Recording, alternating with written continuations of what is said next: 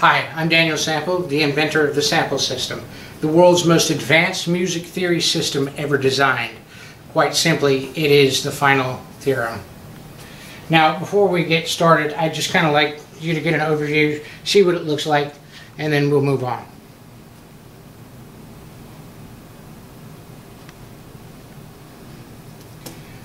Okay, now, before we move on to the next diagram, I'd like to show you, in case you don't already know, exactly what a sharp and a flat note is. A sharp flat note is really just one note with two names. It has two different symbols. This is sharp and this is flat. You see them on the scale when you're reading plain music. Okay? But the problem with that is it confuses a lot of people. They don't kind of get that it's one note with two names. So in order to avoid confusion and make things go by a little bit faster, I chose one symbol instead of two.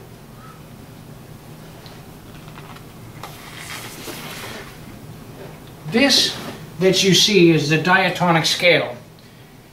This is what is used in the Nashville number system. As you can see, there's no sharp flat notes here, which leaves a whole lot of holes. In fact, it's only 41.6% of the actual scale, and that adds up to a whole lot of confusion and misunderstandings.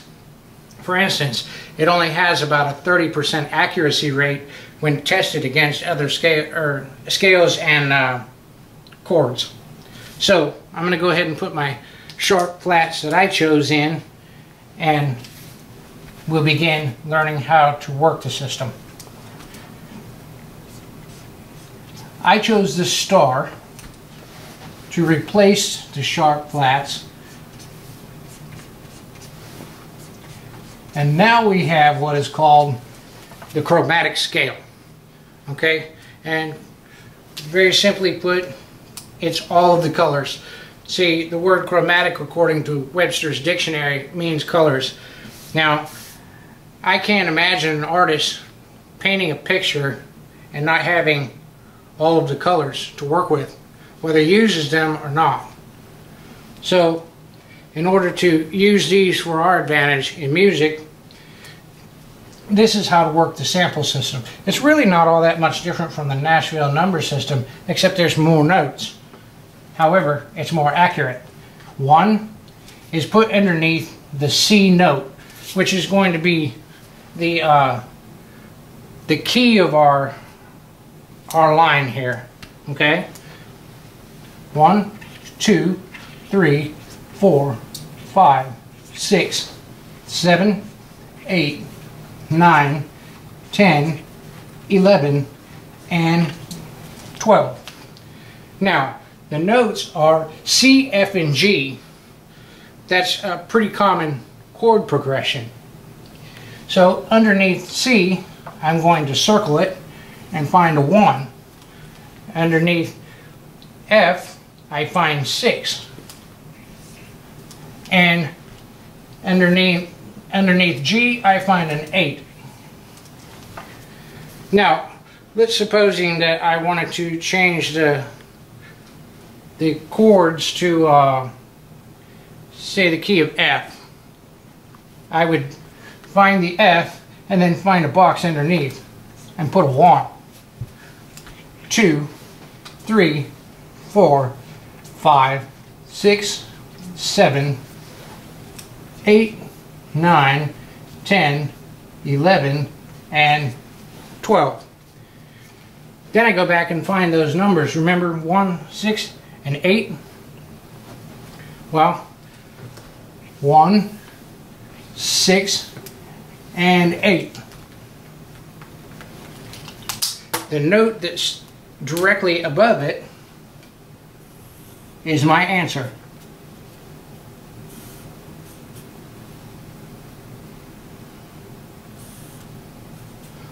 And that would read C, F, and A sharp. Those are my chords for the next chord progression. Okay? Now, that works with like if I had a C major, it would stay a major. If I had a C minor, it would stay minor. In the next progression, we're gonna see that. All right, and we're gonna start off with a D. Our chords are D, F sharp minor, G, and A. D. I put the 1 underneath the D. 2, 3, 4, 5, 6, 7, 8, 9, 10, 11, and 12. My numbers are D, I find the D, F, which is F sharp minor, so it's actually a 5. See the F sharp, 6 under G, and A is 8. My numbers then are 1, 5, 6, and 8. Then I change keys to say, how about an A? 1, 2, 3, 4, 5, 6, 7, 8, 9, 10, 11, and 12. Now I simply find those numbers on the next line. 1, 5, 6, and 8. 1, 5, 6, and 8. And that tells me that I have an A,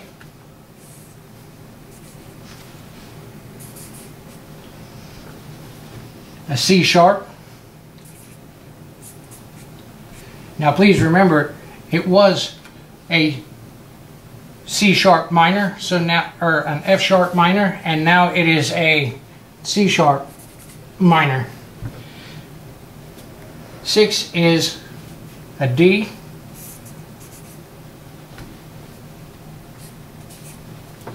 and 8 is E. See where I got those answers?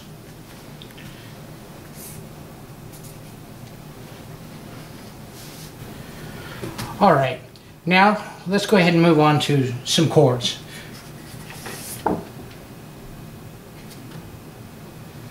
Now, in a major chord, the Nashville number system cannot do the notes within chords. But see, I found it helpful as a songwriter to be able to look at the notes within the chords and work with those, so I can see the relationship between the chords I'm working with. That way I can figure out where to start with certain scales and whatnot. You'll get the point as I go on. But like I said, the Nashville number system can't do this. So let's go ahead and start numbering. A C major chord has the notes C, E, and G. So I'm going to start with 1 underneath the C, just like we've been doing, like it was a key note. And I'm going to number it 2, 3, 4, 5, 6, 7, 8, 9, 10, 11, and 12. Now, remember I said the notes are C, E, and G. 1, 5, and 8. And that is the structure of the chord. Now, let's say I wanted to know the chord, or the notes within the chords C. We're going to go from C major to, say, an E major. 1, 2, 3, 4, 5, 6, 7, 8, 9, 10, 11, and 12.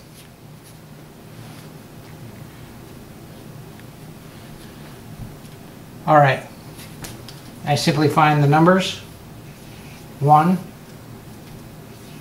5, and 8, And here's my answers. 1, 5, 8 is E, G sharp, B. Those are the notes within an E major chord. Or how about if I wanted to do it in F, I would simply put my 1 underneath the F number, and the note above is going to be my answer. Minor chords. Let's do a minor chord. They're really not all that much different from a major chord, but this works with any kind of chord. Suspended, diminished, augmented, you name it, it works with it. There is no problem that the sample system cannot fix musically. Alright, if I wanted to say do a C minor chord and learn the relationship of a C minor, 1, 2, 3, 4, 5, 6, 7, 8, 9, 10, 11, 12. Sorry about that. My numbers are 1, 4, and 8. You guys might call that flatting the third, but for me, I'm just simply moving the 5 to 4. So let's say I wanted to put it in G, 1, 2, 3, 4, 5, 6, 7, 8, 9, 10, 11, 12. My numbers are 1, 4, 8, 1, 4, 8. My answers then are G, A sharp, and D.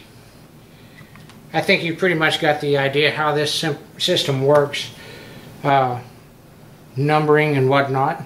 We're going to do one more thing. It's a scale, just to prove that it works with scales. And because it works with one scale, it works with all scales. That's major, minor, pentatonics, you name it, it works with it. As I said before, there is nothing that the sample system cannot conquer musically. If I wanted to know the notes in a C major scale, now we all know them as they were in the Nashville number system, but we all know them to be 1, 2, 3, 4, 5, 6, and 7. But like I said, the chromatic scale is really the answer. 2, 3, 4, 5, 6, 7, 8, 9, 10, 11, and 12. Now, as a musician, I have never really sat down and memorized which scales have what sharps and what flats in them. So what I did is, whenever I encounter one of these and I need to know what it is, I just simply count 1, 3, 5, 6, 8, 10, 12. Now, if you look above, you'll see C, D, E, F, G, A, and B are the notes within a C major scale. So if I wanted to know that in, say, an F major scale, I would just simply go 1, 2, 3, 4, 5, 6, 7, 8, 9, 10, 11, and 12. And then I count back those numbers 1, 3, 5, 6, 8, 10, 12. 1, 3, 5, 6, 8, 10, and 12. And then, as always before, here's my answers. F, G, A, B flat, C, and D, and we end with an E. Now I'm going to show you how to work this with a piano, really very simply. We'll go from C to F, and I'm going to show you how the 1-5-8 that we worked on here, 1-5-8 structure. Well, let's just go ahead and let me show you what it is from a C to an F.